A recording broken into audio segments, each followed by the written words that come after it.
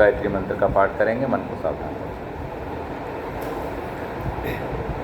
ओम भूर्भुवः स्वः तत्सवितुर्वरेण्यं भर्गो देवस्य धीमहि धियो यो नः प्रचोदयात्।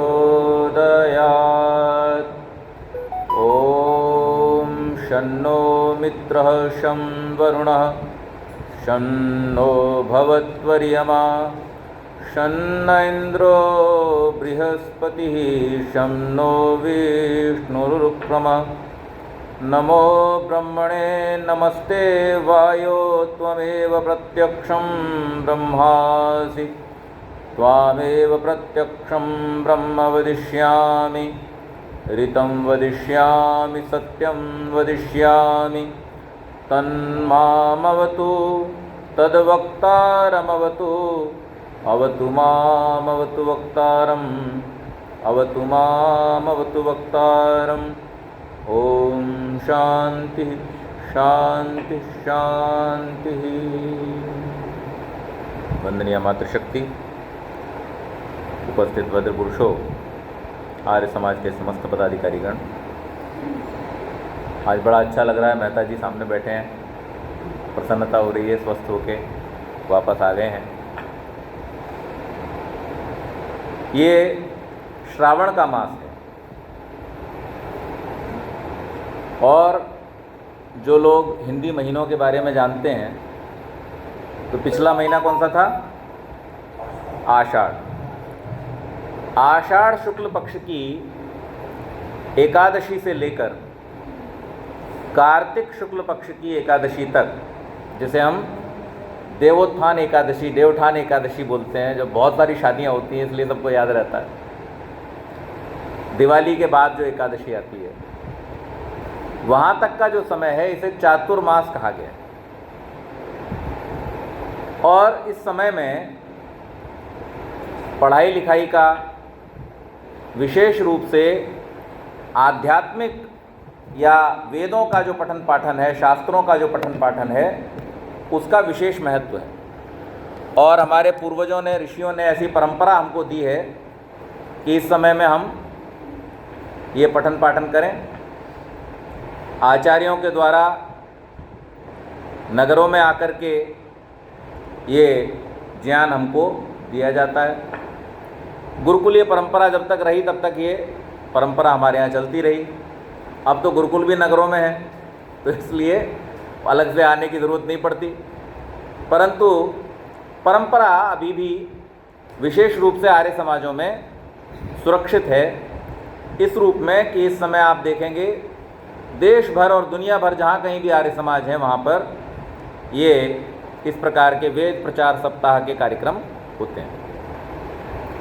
उनमें प्रायः वेदों से संबंधित ही चर्चा होती है, पारायण यज्ञ होते हैं और विद्वानों के द्वारा उसके संबंध में व्याख्यान दिए जाते हैं। अस्तु, कोई व्यक्ति अपने जीवन में किसी यात्रा पर निकले, फर्ज कीजिए मुझे यहाँ से दिल्ली जाना, और दिल्ली जाने के लिए मैंने टिकट बुक कर लिया, लेकिन 2-3 दिन पहले मेरे पास में मैसेज आ गया कि मौसम की खराबी के कारण आपकी फ़्लाइट कैंसिल, नहीं उड़ेगी, या और कोई कारण हो गया, नहीं उड़ेगी। तो मैंने दूसरा रास्ता खोजा, ट्रेन का टिकट बुक कर लिया। जब ट्रेन का टिकट बुक किया तो एक दिन पहले फिर मैसेज आ गया गुजरात में पानी भर गया है और रेलगाड़ी भी नहीं जाएगी। तो फिर मैंने सोचा बस से चलें, तो बस के लिए तैयारी की। वहाँ भी सड़कों पर कोई ना कोई दिक्कत थी, वो भी नहीं हो पाया। फिर सोचा चलो पैदल ही चलते हैं, है जी।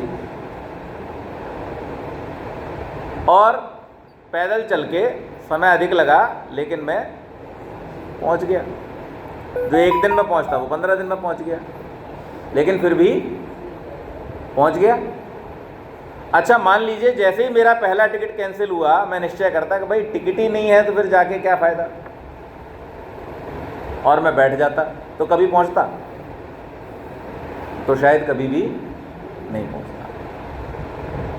तो चलने में एक निश्चितता है कि आप कभी ना कभी तो पहुंच जाएंगे, लेकिन न चलने में इस बात की गारंटी है कि आप कभी भी नहीं पहुंचेंगे। शायर ने बड़ी बढ़िया बात लिखी, चले चलिए कि चलना भी दलीले कामरानी है। दलीले कामरानी मतलब कर्मठता की एक तहरीर है, एक उसका एक क्या कहना चाहिए, एक निशानी है। चले चलिए कि चलना भी दलीले कामरानी है, जो थक कर बैठ जाते हैं उन्हें मंजिल नहीं मिलती। तो कोई व्यक्ति अगर चलना ही छोड़ दे इस बात को लेकर के कि मुझे तो इतनी सारी बाधाएं हैं, मुझे तो इतनी सारी रुकावटें हैं, तो वो कभी भी अपनी मंजिल पर नहीं पहुंचे। आम तौर पर लोगों की स्थिति यही है कि वो चलना शुरू नहीं करते, वो कोई ना कोई बहाना ढूंढ करके बैठे हुए हैं। किसी को वेद के मंत्र कठिन लगते हैं, किसी को संस्कृत कठिन लगती है, किसी को पढ़ाने वाला नहीं मिलता, किसी को समय नहीं मिलता। ऐसे बहुत सारे कारण लेकर के, बहुत सारे एक्सक्यूजेज हमारे जीवन में हैं, और उनको लेकर के हम टाल मटोल करते रहते हैं कि चलो फिर पढ़ लेंगे, फिर पढ़ लेंगे, कोई मिल जाएगा उससे पढ़ लेंगे, उससे सीख लेंगे, ऐसा कर लेंगे, वैसा कर लेंगे। दुनिया भर के हमने अपने सामने संकल्प विकल्प रखे हुए हैं, परंतु शुरुआत हम कभी भी करते नहीं। इसमें हम चूकते जाते हैं, और उस चूकने में होता क्या है कि हमारे पास समय कितना है ये तो हमें पता नहीं। ये तो कोई संसार में व्यक्ति ऐसा नहीं जिसको ये पता हो कि हमारे पास कितना समय। कोई है जी जिसको पता हो?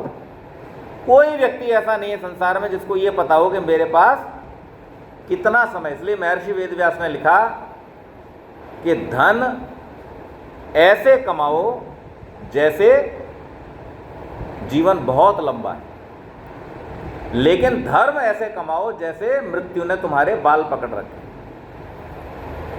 इतनी नजदीक हो। तो व्यक्ति आमतौर पर धर्म को टालता जाता है, धन नहीं टालता। मैं गलत तो नहीं कह रहा हूं? धर्म को टालने के लिए हमारे पास में 50 बहाने हैं। आज मेरी बिजनेस मीटिंग है, आज मुझे किसी से मिलने जाना, नहीं तो बड़ा नुकसान हो जाएगा। ऐसे हमारे पास में बहुत सारे विचार रहते हैं, एक्सक्यूजेज रहते हैं, बहाने रहते हैं।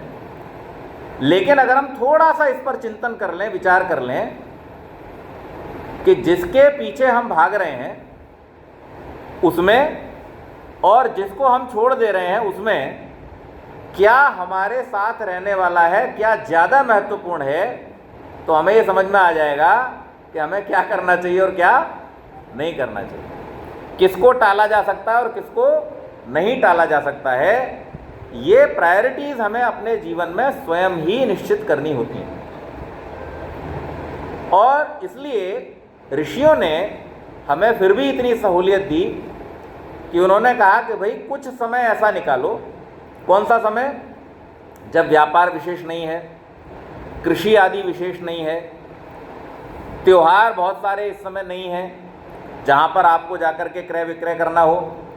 ये ऐसा समय है जब बरसात हो रही है, आप अपने घरों में ही प्रायः रहते हैं, ज़्यादा बाहर आना जाना नहीं होता है, आपके पास समय ही समय होता है। तो इस समय तो कम से कम थोड़ा सा अपने जीवन का लक्ष्य जो है उसकी तरफ आगे बढ़ लो।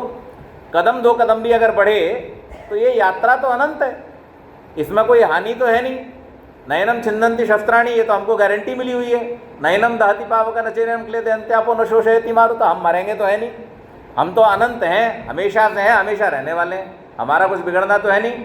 तो इस दृष्टि को ध्यान में रखते हुए यदि हम 4 कदम भी चलते हैं तो उन 4 कदमों के चलने में भी हम यात्रा में गंतव्य की ओर 4 कदम आगे होंगे। लेकिन हम चलेंगे ही नहीं और जगह पर ही बैठे रहेंगे और बहाने ढूंढते रहेंगे तो निश्चित मानिए कि हम कभी आगे बढ़ेंगे। और ये जो जीवात्मा की यात्रा है, ये अनंत यात्रा कुछ साथ लेकर के चलती है। कई बार हम कहते हैं, सुनते हैं कि न कुछ साथ लेके आए हैं न कुछ साथ में जाएगा। तो जो साथ में नहीं आया है वही साथ में नहीं जाएगा, लेकिन जो साथ में आया है उसमें घटा बढ़ा के हम ले जा सकते हैं। और साथ में क्या आता है? हमारे जो पूर्व जन्म के कृत कर्मों के संस्कार हैं, वो संस्कार सदैव आत्मा के साथ में रहते हैं और वही संस्कार हमारे आगे आने वाले जो जन्म हैं, जो जीवन है, उनकी दिशा का निर्धारण करते हैं कि हम वहाँ कैसे रहेंगे। तो अगर कोई व्यक्ति ये चाहता है कि मैं ज्ञानवान माता पिता के घर में जन्म लूँ और मैं भी ज्ञानवान रहूँ, तो उसको क्या करना होगा कि ये जो मौका है, इस मौके में ज्ञान की ओर बढ़ना होगा। अगर आप नहीं बढ़े तो निश्चित मानिए, अगर केवल भोगों में रहे तो आपको भोग्य सामग्री तो मिलेगी, लेकिन उसका आनंद उठाने का सामर्थ्य आपके पास में नहीं रहेगा। तो इसलिए ऋषियों ने कहा कि हम पढ़ें, आगे बढ़ें। और महर्षि दयानंद ने क्या कहा? महर्षि दयानंद ने स्पष्ट करते हुए कि क्यों, तो पहले उन्होंने क्या बतलाया? सबसे पहले उन्होंने ये बतलाया कि जितना भी, जो कुछ भी पाने के लिए तुम भाग दौड़ रहे हो, इस सब का जो रियल सोर्स है, जहां से ये सब आ रहा है, वो कौन है? वो परमेश्वर है। उस सब का मूल कौन है? परमेश्वर है। परमेश्वर ही इस संसार के सब पदार्थों का मूल है और परमेश्वर ही इस संसार की समस्त विद्याओं का मूल है। इसलिए उन्होंने कहा कि सब सत्य विद्या और जो पदार्थ विद्या से जाने जाते हैं, उन सब का जो मूल है, आदि मूल है, वो कौन है? परमेश्वर। आदि मूल, स्टार्टिंग वहां से हुई, सृष्टिकर्ता वो है। उसके बाद में मनुष्य और पशु पक्षी अपने जीवन में अनेक प्रकार की छोटी छोटी सृष्टियां करते रहते हैं। जैसे अब एक छोटा सा हम दर्शन यहां पर लेंगे। चींटी आपने देखी है, कितना छोटा सा जीव है। अगर किसी वैज्ञानिक से कह दिया जाए कि इतना छोटा यंत्र बनाओ जिसमें बड़े इंजन की सारी सुविधाएं मौजूद हों, तो बड़ा मुश्किल काम हो जाएगा। कैसे बनाएं? इतने छोटे में सब कुछ कैसे आएगा? आ तो जाएगा। जैसे आपने देखे होंगे मिनिएचर्स होते हैं, कार्स, बड़ी जो गाड़ियां होती हैं ओरिजिनल, उनके मिनिएचर्स बनाए जाते हैं। सारी कंपनीज बनाती हैं, टाटा भी बनाता है, मर्सिडीज भी बनाता है, सब बनाते हैं। लेकिन वो जो कार्स हैं, उनकी शेप वगैरह तो वो सब कुछ वैसी बना देते हैं, लेकिन क्या वो उसमें इंजन डाल सकते हैं? इंजन नहीं डाल सकते। तो उसके लिए फिर थोड़ा बहुत इंतजाम किया जाता है, स्प्रिंग वगैरह लगा करके इसी तरह से खींच के या चाबी भर के किसी तरह से वो चलती हुई दिख जाए। लेकिन जो बड़ी गाड़ी की सुविधाएं हैं वो छोटी गाड़ी में आ पाती हैं? नहीं आ पाते।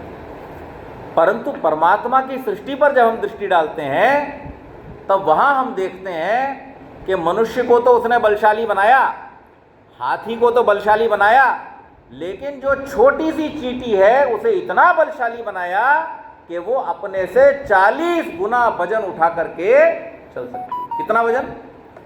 40 गुना वजन उठा करके। सोचिए, उस छोटे से शरीर के अंदर कैसी मशीनरी फिट की है कि वो चींटी अपने से 40 गुना वजन उठा करके चल सकती है। आगे बढ़िए इसी दर्शन में हम सब देखते हैं, जब वर्षा ऋतु आती है उससे कुछ दिन पहले उन चींटियों को आभास हो जाता है, निकल पड़ती हैं अपना भोजन इकट्ठा करने के लिए।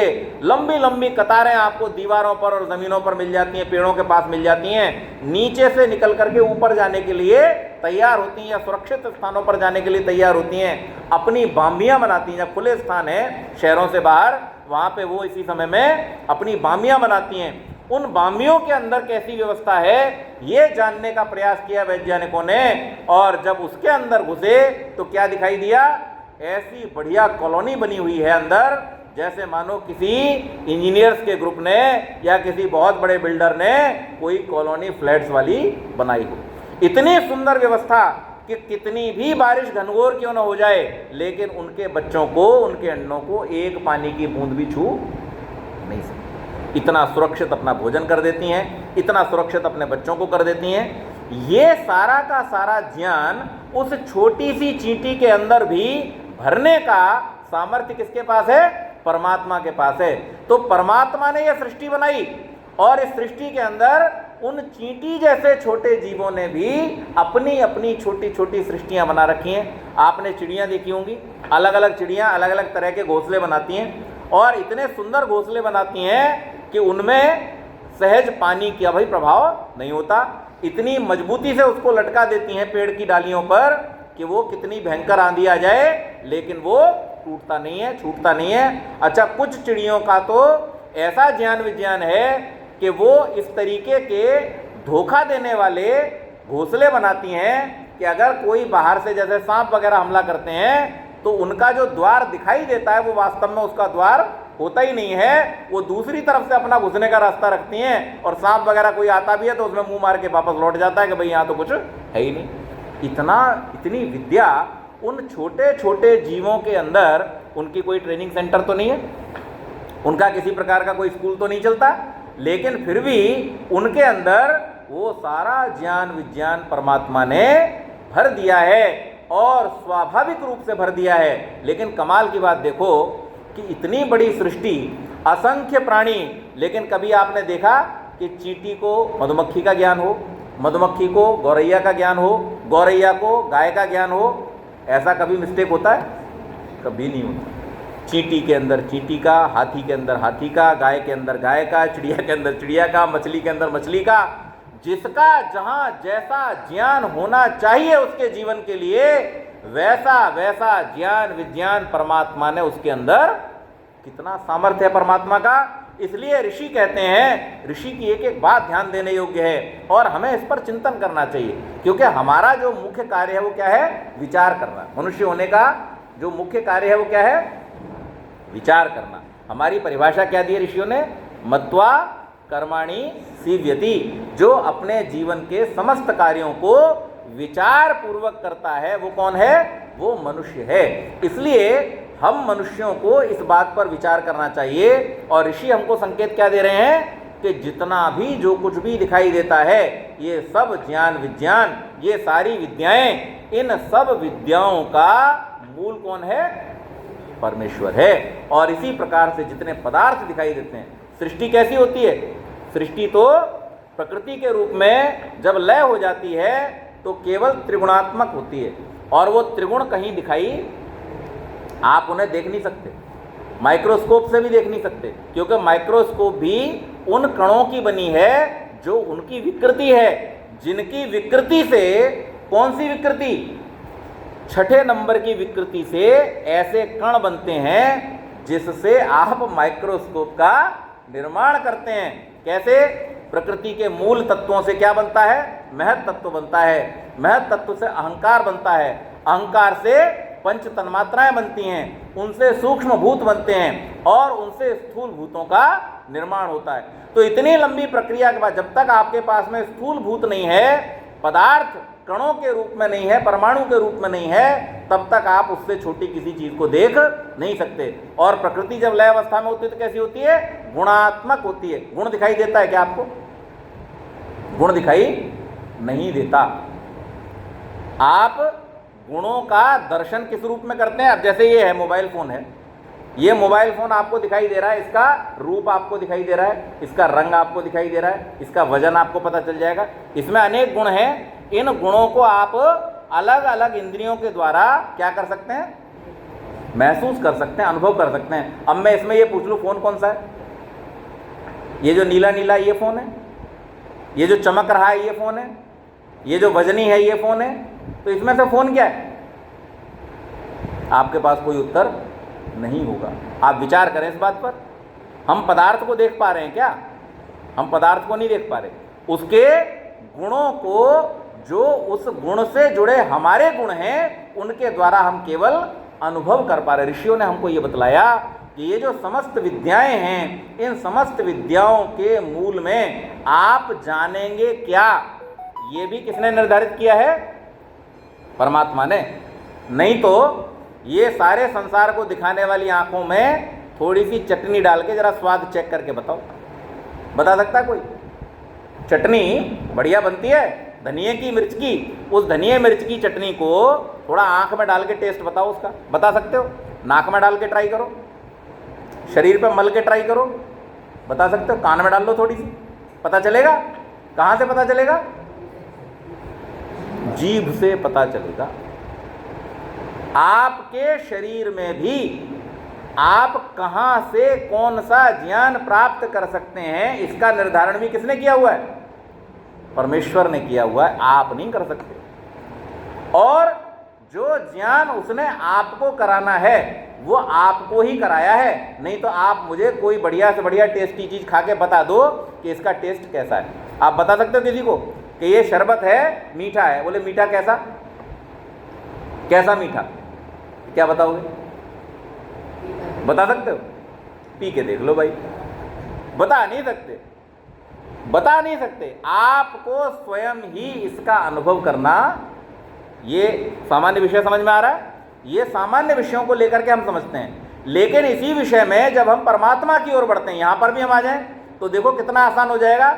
जिस तरह से हम संसार के किसी भी पदार्थ के ज्ञान को दूसरे को अनुभव नहीं करा सकते, वो स्वयं ही करने का विषय है। इसी प्रकार से समस्त संसार में ज्ञान विज्ञान का जो आदि मूल है, समस्त संसार के पदार्थों की रचना का जो आदि मूल है, उस परमेश्वर को भी हमें स्वयं ही अनुभव करना पड़ेगा। उसके आनंद को किसी दूसरे के द्वारा बताया नहीं जा सकता। इसीलिए कहा नायमात्मा प्रवचनेन लभ्यः।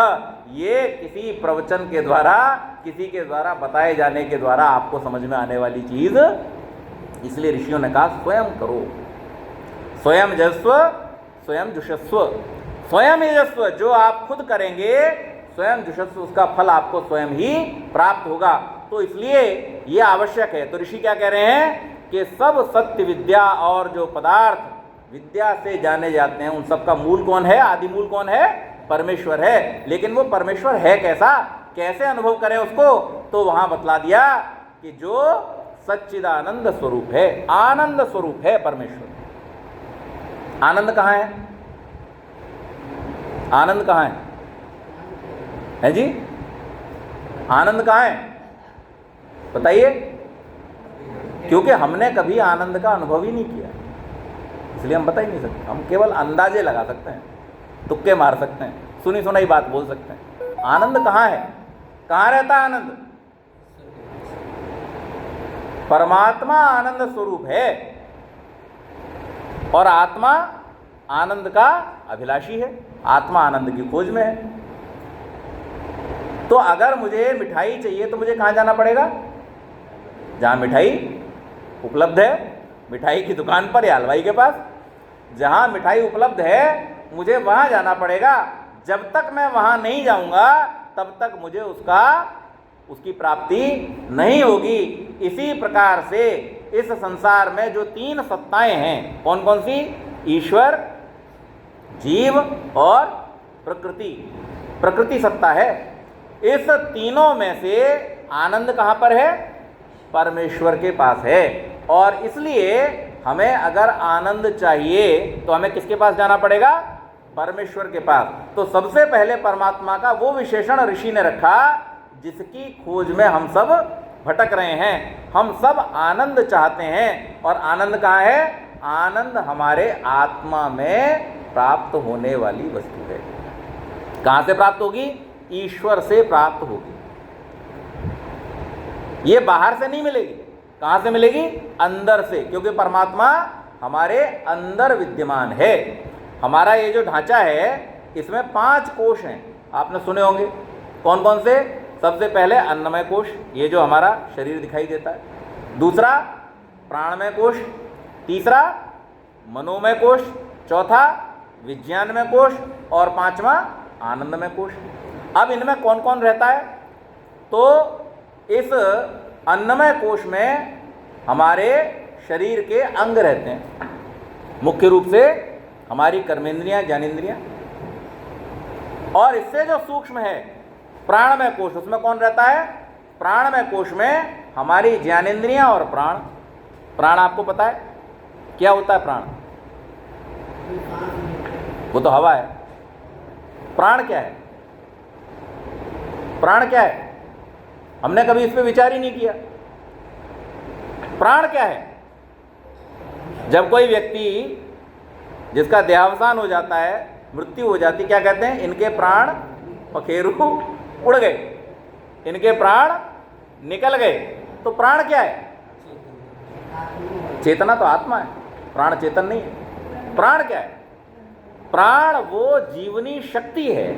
ध्यान दीजिए, प्राण वो जीवनी शक्ति है जिसके द्वारा परमात्मा संसार का संचालन करते हैं। प्राण ही वो शक्ति है। और ये कब संचरित होता है?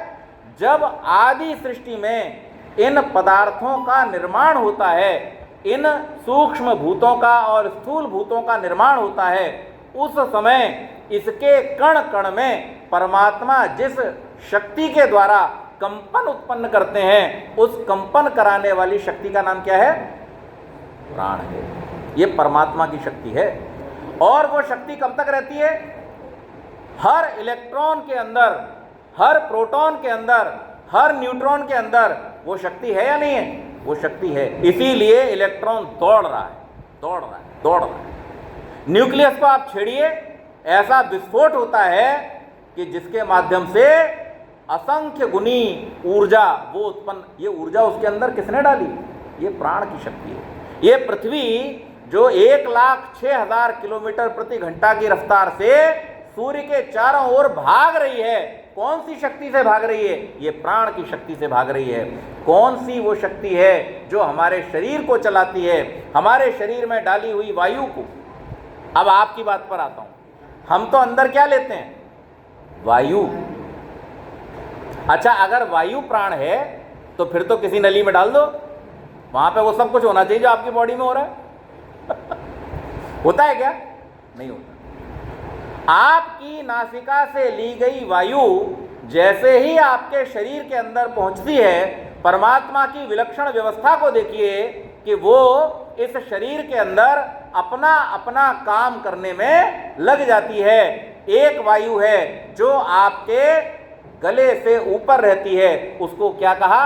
उदान कहा। एक वायु है जो आपके वक्ष स्थल में रहती है, उसे प्राण कहा। एक है जो नाभि में रहती है और आपके सब भोजन संचरण का कार्यक्रम चलाती है, उसको समान कहा। और जो वायु आपके शरीर से जो विसर्जन करने योग्य पदार्थ हैं उनको जो निकालती है, अपानयति अपानः, उसको अपान कहा। और जो आपके पूरे शरीर में सर की चोटी से लेकर के और पैर के नख तक जो रक्त का, लसीका का, वायु का, तंत्रिकाओं का, हर प्रकार का जो संचरण कर रही है, पूरी बॉडी में जो करंट लेकर के दौड़ रही है, उसको व्यान कहा। ये 5 विभाग आप नाक से चिट्ठी लिख के नहीं डालते हो कि मैं जो वायु अंदर ले रहा हूं वो अंदर जाके ये काम करे। ऐसा कोई ट्रेनिंग आपने नहीं लिया। ये व्यवस्था कहां से चल रही है? इसके भी 5 उप विभाग कर दिए, उप प्राण बना दिए। वो कौन से हैं? नाग, कूर्म, कृकल, देवदत्त, धनंजय। क्या काम करते हैं ये? आपका छींक आना, उबासी आना, आपकी पलकों का झपकना, आपका चेष्टा करना, ये सब के सब कार्य किस पर डिपेंड है? इन सब प्राणों पर डिपेंड है। एक एक प्राण आपके शरीर के अंदर होने वाली क्रियाओं का निर्धारण कर रहा है। ये शक्ति आपके शरीर के अंदर किसने डाली? क्या संसार की किसी लेबोरेटरी में ये ज्ञान विज्ञान है कि अगर कोई व्यक्ति परमात्मा का दिया प्राण छूट जाए तो फिर उसमें दोबारा से ऐसा प्राण डाल सके? ऐसा प्राण डालने की शक्ति किसी के अंदर अगर ये वायु से होता फिर तो पंप भरते जाओ, आदमी चलता जाएगा। लेकिन ऐसा कितना सूक्ष्म और कितना विशाल विज्ञान हमारे जीवन में प्रतिक्षण हो रहा है। ऋषि इसका दर्शन करके हमको क्या कहते हैं कि ये सब जो तुम देख रहे हो इसका मूल कौन है? इसका मूल वो परमात्मा है। भाई उसके सामने नतमस्तक रहो, वहीं से तुम्हें वो मिलेगा जो तुम्हें चाहिए। तो पहला विशेषण देते हुए कहते हैं सच्चिदानंद स्वरूप है, वो ही आनंद स्वरूप है, उसी से सच्चा आनंद तुमको प्राप्त होगा। और जिससे सबको आनंद मिले, क्या वो एक देशीय हो सकता है? नहीं हो सकता, इसलिए वो निराकार है, तो किसी आकार के चक्कर में पड़ता नहीं है। ऐसे अनेक गुणों को इस नियम के अंतर्गत बतला दिया। सच्चिदानंद स्वरूप, निराकार, सर्वशक्तिमान, न्यायकारी, दयालु, अजन्मा, अनंत, निर्विकार, उसके अंदर कोई विकार भी नहीं है, अनादि, अनुपम, सर्वाधार, सर्वेश्वर, सर्वव्यापक, कितने सारे आपको विशेषण बतला दिए कि भाई कहीं तो अपना दिमाग लगाओ कि परमात्मा आपसे कितना ज्यादा सामर्थ्यवान है, कितना ज्यादा विशिष्ट है। तो उसके प्रति हम, अच्छा कोई भी व्यक्ति थोड़े से गुणों से युक्त हो, जिन्हें हम आजकल क्या कहते हैं? सेलिब्रिटी कहते हैं, वेद की भाषा में गंधर्व कहते हैं उनको, जो मनुष्यों से ऊपर की श्रेणी के लोग हैं। अगर वो आ जाए, कैसी भीड़ लगती है, लोग भागते हैं, और आहा कमाल हो जाए, जुगाड़ लगाते हैं, कोई तो परिचित मिले जो हमारा इनके साथ में फोटो खिंचवा दे। फिर फोटो खिंच गया, उसे फ्रेम करवा के घर में लगाते हैं कि देखो भाई ये बड़े आदमी के साथ में हम गए थे, अमिताभ बच्चन के साथ हमारा फोटो है, सचिन तेंदुलकर के साथ हमारा फोटो है, सोनू निगम के साथ, अलग अलग क्षेत्र के जो बड़े बड़े कलाकार हैं उनके साथ में हम फोटो खिंचा करके खुशी का अनुभव करते हैं। क्यों करते हैं? क्योंकि हम ये मान रहे होते हैं कि ये व्यक्ति हमसे विशेष है। इसीलिए तो अगर आपके ही जैसा कोई आदमी, उसके साथ में कितने लोगों से आप सड़क पर फोटो खिंचवाते हो? नहीं खिंचवाते, लेकिन विशेष व्यक्ति से खिंचवाते हो। तो यहां ऋषि कहना चाह रहे हैं कि वो परमात्मा कितना विशेष है। इतने विशेष परमात्मा के साथ जब तुम बैठोगे तब तुमको आनंद की प्राप्ति होगी, वो पदार्थ प्राप्त होगा जो संसार में सबसे दुर्लभ है, सबसे दुर्लभ। लेकिन जो परमात्मा के साथ हो लिया उसके लिए वो सबसे सुलभ। और फिर उन्होंने तीसरी बात कही जिसके लिए हम लोग यहां आकर के बैठते हैं। क्या कहा उन्होंने? कि वेद उन सब, कौन सी? जिनका मूल परमेश्वर है, उन सब सत्य विद्याओं का पुस्तक कहां है? वेद है। इसलिए वेद का पढ़ना पढ़ाना और सुनना सुनाना हमारा परम धर्म है, फर्स्ट प्रायोरिटी है। अगर आपने ये नहीं जाना कि हम यहाँ क्यों आए हैं, अगर आपने ये नहीं जाना कि हमें किसने भेजा है, अगर आपने ये नहीं जाना कि इस संसार को कौन चला रहा है, अगर आपने ये नहीं जाना कि हमें कहाँ जाना है, किसको प्राप्त करना है, अगर आपने ये भी नहीं जाना कि हमें क्या प्राप्त करना है, तो फिर निश्चित मान लीजिए कि आप यात्रा पर चले ही नहीं, आप कहीं इधर उधर भटकते रहे। और ये ज्ञान कहाँ से मिलता है? ये ज्ञान हमको वेद से प्राप्त होता है। यूं तो परमात्मा ने इस वेद को भी कहां रखा है? आर्य समाज की अलमारी में। कहां रखा है परमात्मा ने वेद को? परमात्मा ने वेद कहां रखा है? हमारे अंदर रखा है। और खुद ही बता भी दिया। क्या बताया? यस्मिन् ऋचः सामययुंष यस्मिन् प्रतिष्ठिता रसना भाविवाराः। जिसके अंदर कौन कौन? ऋग, यजु, साम, अथर्व, ये चारों वेदों का जो भी ज्ञान विज्ञान है वो सब स्थापित है। वो क्या है? हमारा मन। तन में मनः शिव संकल्पमस्तु।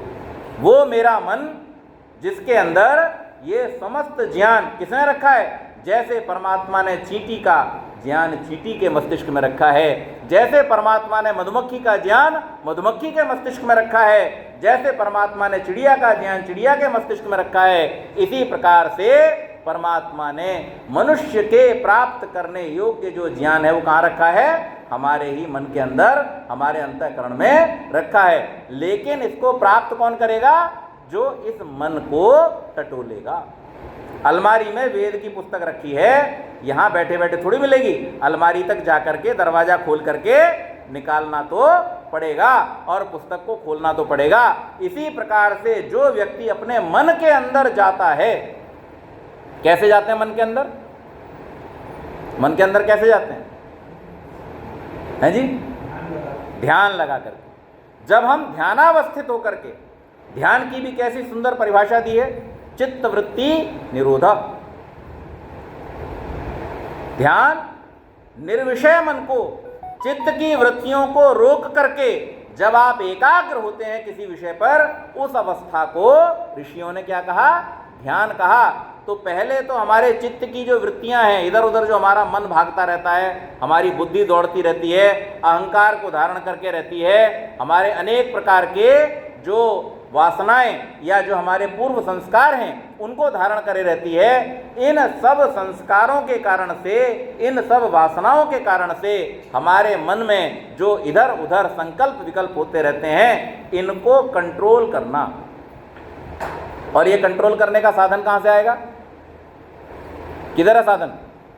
वो भी परमात्मा ने ही हमको, ये शरीर परमात्मा ने जो हमको दिया है, यही इसको कंट्रोल करने का साधन है। जैसे जैसे आप अपने शरीर को कंट्रोल में लाते हैं, मैंने पिछली बार भी आपको बतलाया था कि जो परमात्मा के ध्यान की अर्थात ब्रह्म यज्ञ की विधि ऋषि दयानंद ने दी है, उसमें इन चीज़ों को बड़े सूक्ष्म रूप से उन्होंने सबसे पहले शरीर को कैसा करना है, जगाना है। तो आचमन और इंद्रियों पर, अंगों पर छींटे मारने का प्रबंध किया। उसके बाद जब आप जाग गए तो जागने के बाद क्या करना है, आपको अपने मन को वश में लाने के लिए, इंद्रियों को वश में लाने के लिए प्राणायाम करना है। और प्राणायाम जब आप करते हो तो उससे प्रत्याहार करने योग्य बनते हो।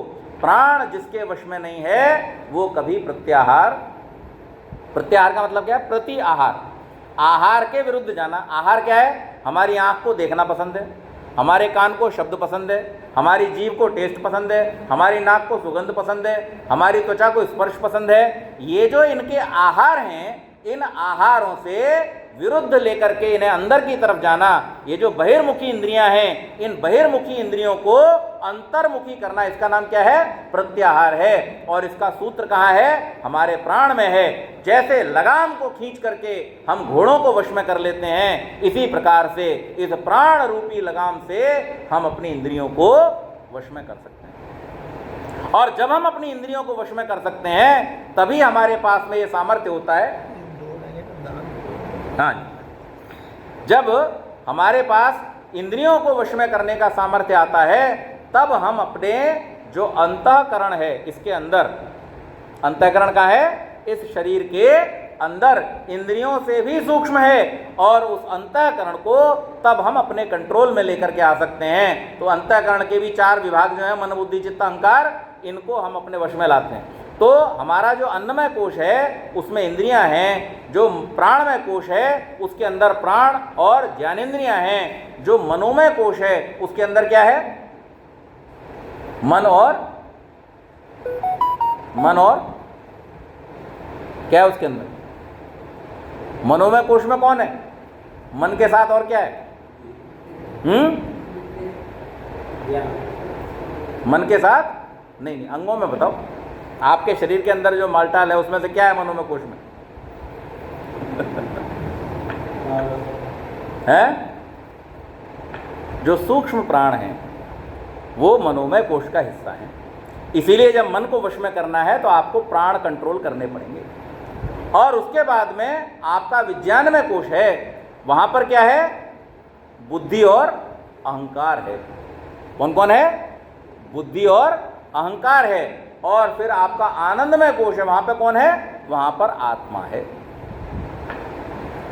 ये जो आपके 5 कोश हैं, इन 5 कोशों को नियंत्रित करने के लिए आपकी उस यात्रा के लिए, कि बीच में बहुत सारे स्टेशन हैं, लेकिन जो आपका गंतव्य है वहां तक पहुंचने के लिए आपको अंदर की यात्रा शुरू करनी पड़ेगी।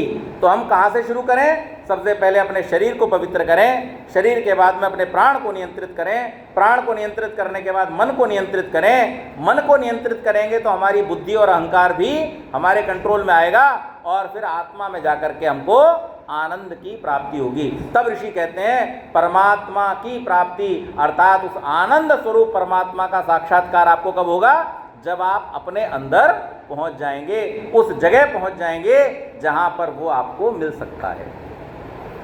सूक्ष्म होना पड़ेगा। अगर आपको इस लैपटॉप को देखना है, इस फोन को देखना है, आपकी नंगी आंखों से काम चल जाएगा, लेकिन आपको अगर ये देखना है कि इसके अंदर कौन से परमाणु हैं, तब इन आंखों से काम चलेगा? तब इन आंखों से काम नहीं चलेगा। तब कहाँ से काम चलेगा? तब आपको सूक्ष्मदर्शी की आवश्यकता पड़ेगी। लेकिन फिर वहीं पर आता हूं कि अगर आपको इसके कारण में जाना है तो कारण में आप सूक्ष्मदर्शी के द्वारा भी जा नहीं सकते हैं। उसके लिए फिर आपको अपनी सूक्ष्म दृष्टि की आवश्यकता पड़ेगी। जब आप सूक्ष्म दृष्टि को प्राप्त कर लेंगे तभी आप इस पदार्थ के सूक्ष्म स्वरूप को जान सकेंगे। तो इसलिए ऋषि कह रहे हैं ये हमारा क्या है? परम धर्म होना चाहिए, ये हमारी फर्स्ट प्रायोरिटी होना चाहिए। जो व्यक्ति अपने जीवन में इसको प्राथमिकता देता है और इस मार्ग पर आगे बढ़ता है वो अपनी यात्रा पर आगे चलता है। ये आत्मा की यात्रा तो अनंत है। आत्मा का नाम आत्मा क्यों है? आत्मा का नाम आत्मा क्यों है? अत सातत्य गमने, जिसका कभी रुकना होता ही नहीं, जो निरंतर चलता रहता है, जिसकी यात्रा अबाध है, जो सृष्टि के होते हुए भी और सृष्टि के लय काल में भी कभी रुकता नहीं है, कभी नष्ट नहीं होता है। उसका नाम क्या है? उसका नाम है आत्मा। तो ये तो कभी रुकने वाला है नहीं, तो इसको क्या करना है? हमें आगे बढ़ाना है, परमात्मा की ओर बढ़ाना है। और ये सामर्थ्य किसके पास है? ये केवल मनुष्य के पास है। इसलिए परमात्मा ने जब मनुष्य को ज्ञान दिया तो कौन सा ज्ञान दिया? स्वाभाविक ज्ञान के स्तर पर बहुत कम रखा, लेकिन विशिष्ट ज्ञान अत्यधिक दिया। और उस विशिष्ट ज्ञान को ऋषियों ने किस रूप में अनुभव किया? वेद के रूप में अनुभव किया। वेद क्यों नाम दिया? क्योंकि वेद शब्द जिस धातु से बना उसके चार अर्थ हैं। देखो आपको अपने आप समझ में आ जाएगा इन चार पुस्तकों का नाम वेद क्यों है। क्या है अर्थ? विद ज्ञाने। वेद शब्द जिस धातु से बना है वो कौन सी धातु है? विद धातु है। विद का पहला अर्थ क्या है? ज्ञाने, जिसके द्वारा हम जानते हैं। किसको जानते हैं? जो हम सामान्य रूप से जान नहीं सकते। जैसे आप ये संसार के पदार्थ आंखों से देख सकते हैं, खुशबू को नाक से सूंघ सकते हैं, शब्द को कान से सुन सकते हैं, स्पर्श ठंडा गरम मुलायम खुरखुरा अपनी त्वचा से महसूस कर सकते हैं, स्वाद को जिह्वा से चख सकते हैं। लेकिन इस संसार में कुछ पदार्थ ऐसे हैं, जैसे आपसे कोई कहे आपका मन, अब बताओ कैसे देखोगे? दिखेगा? आपका आत्मा दिखेगा? नहीं दिखेगा। आपको सत्य बोलना चाहिए, ये दिखेगा? नहीं दिखेगा। तो आपकी जो वास्तविक सत्ता है, आपके जो सबसे महत्वपूर्ण टूल हैं और आपको जो इस संसार में करना है, इस सब का ज्ञान आपको आपके शरीर के यंत्रों से नहीं हो सकता। उसके लिए कौन है? उसके लिए परमात्मा ने मनुष्य के मन में वेद का ज्ञान दिया। और ये वेद का ज्ञान हमें इन सब चीज़ों के विषय में जानकारी कराता। नहीं तो बताओ कौन सी लेबोरेटरी में मन बनाया गया? लेकिन मन तो हम सबके पास है ना। आज मेरा मन कर रहा है कि मैं ये करूं, आज मेरा मन नहीं कर रहा तो मैं ये न करूं। ये कौन कहता है? मैं कहता हूं। तो मेरा मन मतलब मेरा टूल, मेरा मन मतलब मेरा अंग। मन क्या है? मेरा अंग है। जैसे मेरा हाथ है वैसे ही मेरा मन है। हाथ स्थूल अंग है और मन सूक्ष्म अंग है। इन सब का ज्ञान आपको कौन कराएगा? इन सब का ज्ञान आपको परमात्मा ही कराता है, और वो वेद के माध्यम से। इसलिए ऋषियों ने कहा कि वेद का पढ़ना पढ़ाना और सुनना सुनाना हमारा परम धर्म है। ये हमारे जीवन का सबसे मुख्य कार्य है। जो व्यक्ति अपने जीवन में इस ज्ञान को प्राप्त कर लेगा वो अपने जीवन की यात्रा पर सफलतापूर्वक आगे बढ़ जाएगा। जो नहीं करेगा वो यहाँ गोते लगाता रहेगा, टक्कर मारता रहेगा, बेचैन रहेगा, परेशान रहेगा, लेकिन उसको कभी भी जो वो प्राप्त करना चाहता उसका ज्ञान नहीं होगा। तो इसलिए परमात्मा ने हमको ये शक्ति प्रदान की है। इस वेद से हम जो कुछ भी जाने, उस जाने हुए को, उस सत्य को अपने जीवन में ग्रहण करते चले जाएं। और जो कुछ भी हमें पता चले कि ये तो बेकार की चीज़ थी, ये तो असत्य था, इसमें कोई सार नहीं था, उन सब पदार्थों को या उन सब कार्यों को हम छोड़ते चले जाएं। ये जब हम करते चले जाएंगे तब हम आगे बढ़ेंगे इस संसार के पथ पर। हमें वो प्राप्त होगा जिससे परमात्मा का ज्ञान होता है। किससे ज्ञान होता है परमात्मा का? विवेक के द्वारा परमात्मा का ज्ञान होता है। तो विवेक कब प्राप्त होगा? जब हम सत्य को ग्रहण कर लेंगे और असत्य को। इसलिए ऋषि क्या कह रहे हैं? सत्य के ग्रहण करने और असत्य के छोड़ने में सर्वदा तत्पर रहना चाहिए। जब जहां जैसा सत्य आपको ज्ञात हो उस सत्य को आप तत्काल अपने जीवन में धारण कर लीजिए। आपको अगर ये पता चल गया कि मेरे जीवन में महत्व किस चीज का है, अब कितने लोग तैयारी करेंगे इसकी? सत्य पता चल गया, कोई तर्क हो तो दीजिए। जो मैंने कहा है उसके विरुद्ध या उससे इतर आपके पास में कोई ऐसा तर्क है कि आप कहो कि नहीं ये ठीक नहीं है बात आपकी, इसके अलावा ये बात है जो ज़्यादा ठीक मालूम पड़ती है, तो आपके मन में अगर ऐसा विचार हो तो बोलिए, आता हो तो। लेकिन प्रायः आप जब चिंतन करोगे तो आपको ये पता चलेगा कि हाँ वास्तव में बात तो यही है। क्योंकि हम जब बैठते हैं, एकांत में बैठते हैं, तब हमें जिन चीज़ों की आवश्यकता होती है वास्तव में हम जिन चीज़ों के लिए भाग रहे हैं वो चीज़ें उनमें शामिल नहीं। मैं अक्सर विद्यालयों में जाता हूँ या कार्यालयों में जाता हूँ तो मैं एक बात पूछता हूँ कि आपके जीवन में सबसे बड़ी कोई प्राथमिकताएं बताइए जिन्हें आप प्राप्त करना चाहते हैं, जिनके विषय में आप एश्योर होना चाहते हैं, जिसे आप इंश्योर करना चाहते हैं। ऐसी कोई 5 चीज़ें बतलाइए।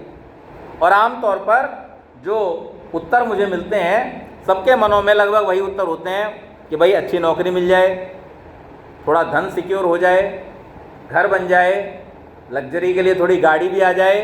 इस प्रकार के पदार्थों के विषय में चर्चा होती है। मुश्किल से आधा % लोग होते हैं जो इस विषय पर थोड़ा सा और चिंतन करके ये बता पाते हैं कि हम स्वस्थ रह लें। ये प्रायोरिटी बहुत लिमिटेड लोगों की है, उनकी प्रायोरिटीज़ में सेट नहीं है। स्वस्थ रहना हमारी प्रायोरिटी। अभी आप देखो, आप जब मैं ये प्रश्न कर रहा था, आप में से कितनों के मन में ये विचार आया था कि मैं स्वस्थ रहूं? 5 प्रायोरिटी जब आप सोचने बैठे थे, स्वास्थ्य था उनमें से?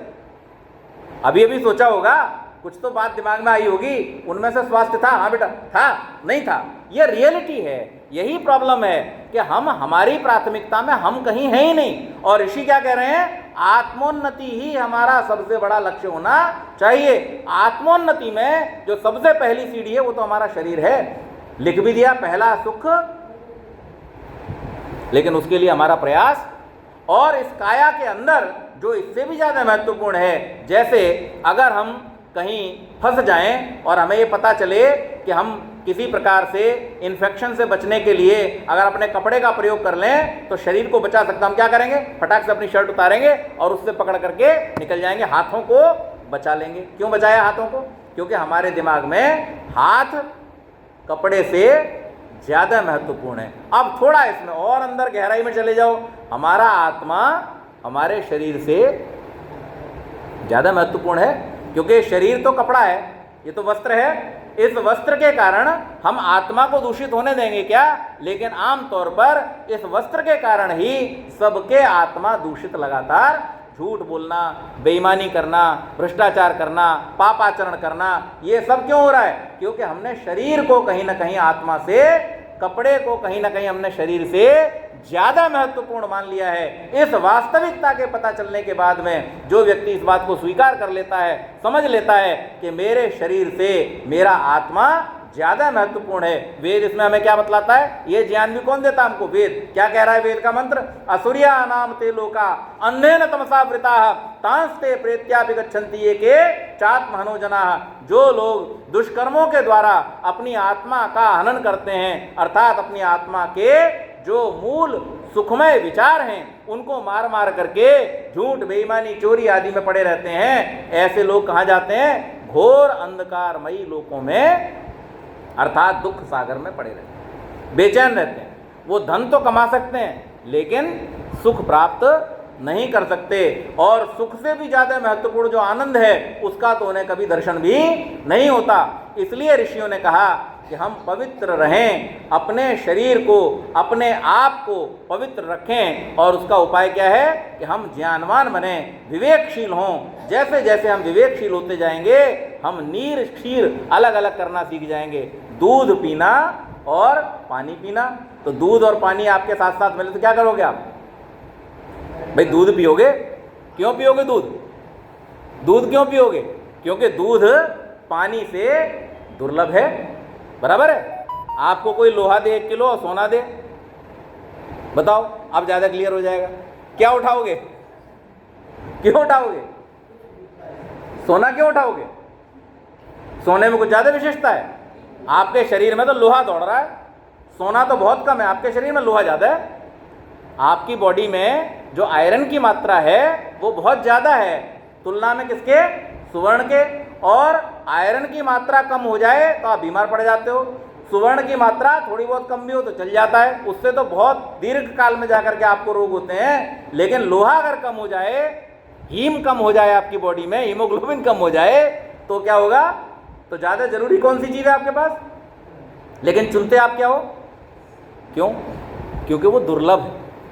इसी प्रकार से दूध और पानी के बीच में, दूध जो है, अब तो धीरे धीरे हमारे कर्म ऐसे हैं कि हम पानी भी दुर्लभ करते जा रहे हैं, लेकिन आमतौर पर पानी हमें सूक्ष्म रूप से सब जगह उपलब्ध है, लेकिन दूध के लिए हमें पशुधन की आवश्यकता होती है। तो दूध और पानी में से हम दूध का जैसे चयन करते हैं, सुवर्ण और लोहे में से जैसे हम सुवर्ण का चयन करते हैं, इसी प्रकार से हम जब विवेकी हो जाते हैं तो विवेकी होने के बाद में हम अपने जीवन में जो दीर्घकालीन लाभ हैं उनका चयन करते हैं, बजाय इसके कि तात्कालिक लाभ के चक्कर में हम अपनी मृत्यु कर लें।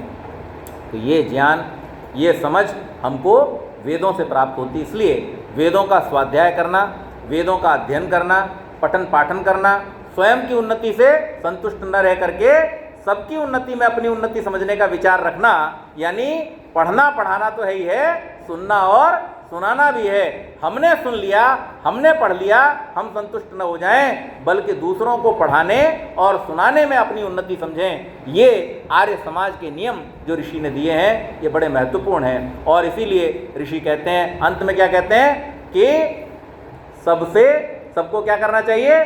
सामाजिक सर्वहितकारी नियमों में परतंत्र रहना चाहिए। सामाजिक नियम क्या है?